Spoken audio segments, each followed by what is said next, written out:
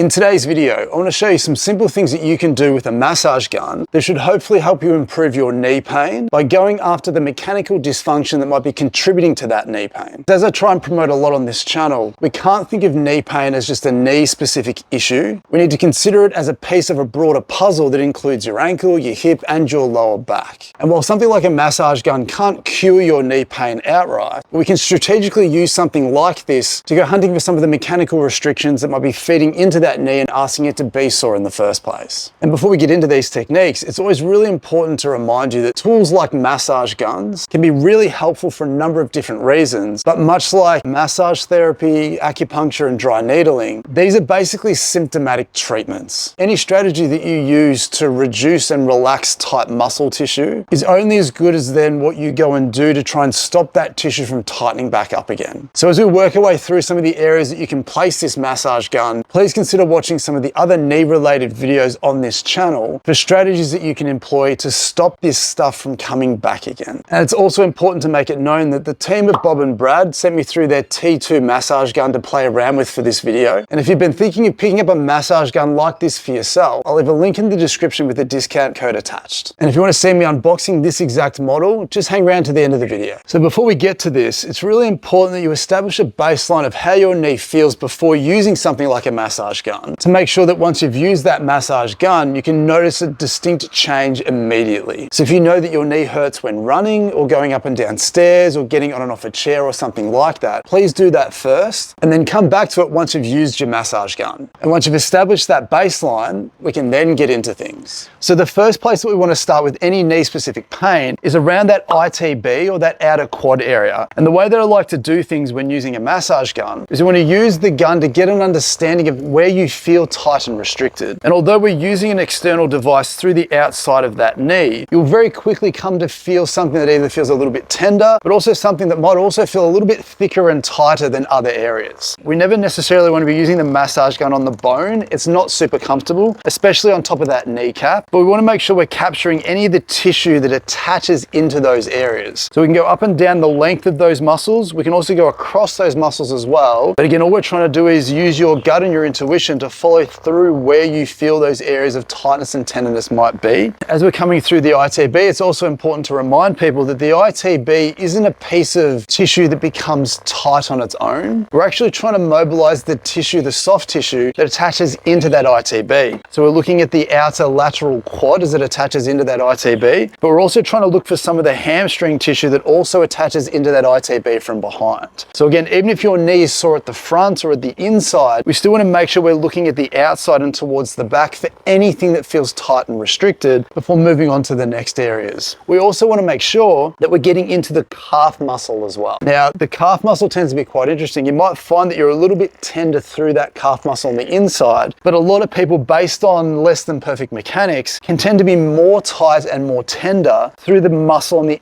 outside of that calf. Again, there is a bone at the top of that calf muscle, that head of the fibula that runs up through here. We don't necessarily want to be putting too much pressure through that. It won't feel comfortable. So just be respectful that you're not hitting anything that doesn't feel comfortable and tolerable for you. But we also want to make sure that we're working up and down that calf muscle, looking for anything that feels tight, stiff, or restricted for you, but also making sure that we're taking the time to find some tightness on the inside of that calf as well. The calf, the hamstrings, and the quads are vital muscles to feel loose and supple, because any restrictions in these muscles can compromise the way that you load up that knee and the tissue that might be irritated within or around that knee. These muscles cross the knee joint, so not only do they need to be quite mobile, but we also need to make sure that they're strong at the same time. Obviously, a massage gun can't make your quads, your calves, and your hamstrings any stronger, but loosening them up can certainly feed more slack into your knee, improving how your knee pain feels and how your knee functions overall. But if you can accumulate 5, 10, 15 minutes of hunting through these tissues around your knee, feeding some slack back into the knee, and then immediately going and doing the things that you did beforehand that might have reproduced your knee pain to get an instant assessment of whether this has improved your knee pain straight away. What I would expect you to feel after spending some time just through these tissues alone is that when you stand up and walk around again, you should instantly feel a little bit lighter, a little bit looser, and hopefully moving a little bit more freely straight away. So once you spend some time targeting any tight or restricted tissue immediately surrounding the knee, we then need to take your massage gun further away from the knee to see if there's anything above or below that knee that could also be contributing to poor function and ultimately how that knee pain feels. So a really good place to start is looking through that tibialis anterior muscle at the front of the shin. This tibant muscle is one that's neglected quite often when looking at the health and function of your knee. The muscles at the front of your shin are really important for controlling the function of your foot, but tightness and restriction here immediately below the knee can again change the way that you load your knee and how that knee absorbs the forces that go through your leg. So again, looking through the tissue directly down the front of your shin, just off from the shin bone. Again, you don't need to be on the shin itself, but just hunting around all the way up and all the way down towards your ankle as far as you feel comfortable, trying to find anything that again feels tight, stiff, or restricted. And then once you spend some time freeing up the tissue down the front of your shin, we also need to make sure that you're spending some time going after your gluteal muscle tightness as well. So again, you can do this sitting or lying down if you want to, but if you can find the bony bump at the side of your hip,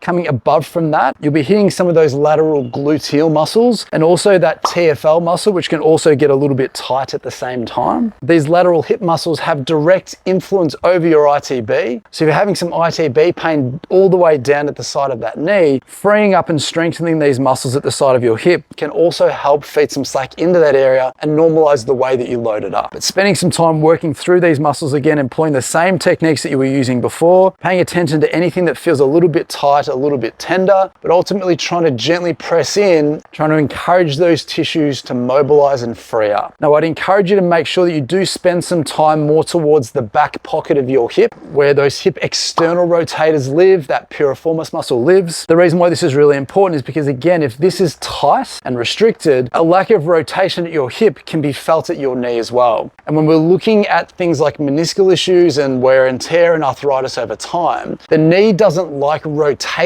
as much as the hip does. So if you're missing some rotational range of motion at this hip, then your knee can be the structure that has to try and compensate for that lack of range, increasing the amount of rotation through that knee, setting up a lot of the structures within that knee for failure. Again, go back to doing those exact same motions that you did before, things like squats, things like lunges, things like stairs. You should also hopefully feel that those tissues are instantly a little bit lighter and looser, and your ability to perform those movements does feel easier with potentially less knee pain. This T2 massage gun from Bob and Brad is a fantastic device that can easily make you feel a little bit looser and a little bit lighter straight away. But much like massage, dry needling, and acupuncture, it's definitely a fantastic thing to do to give you some symptomatic and temporary relief. But make sure that you're checking out how those same tight muscles are in terms of strength. Make sure that you're looking at how you're moving, your mechanics, your postures and shapes. Again, all things that we've covered in videos relating to these areas on the channel so far. But take that broader idea with you so that when you're doing something like this that makes you feel good, you're not having to keep doing this forever just to feel good. As good as this product might be, you shouldn't have to feel like you have to keep using a product like this forever. So once again, I genuinely hope that was insightful and helpful. Using something like a massage gun isn't too technically challenging. Where you can use that massage gun to optimize your knee rehab and how your knee pain feels is where the nuance lies. But once again, thank you for watching. Check out the link in the description if you're thinking of buying a massage gun. Enjoy the quickfire unboxing that's about to pop up, and I hope to see you in the next video.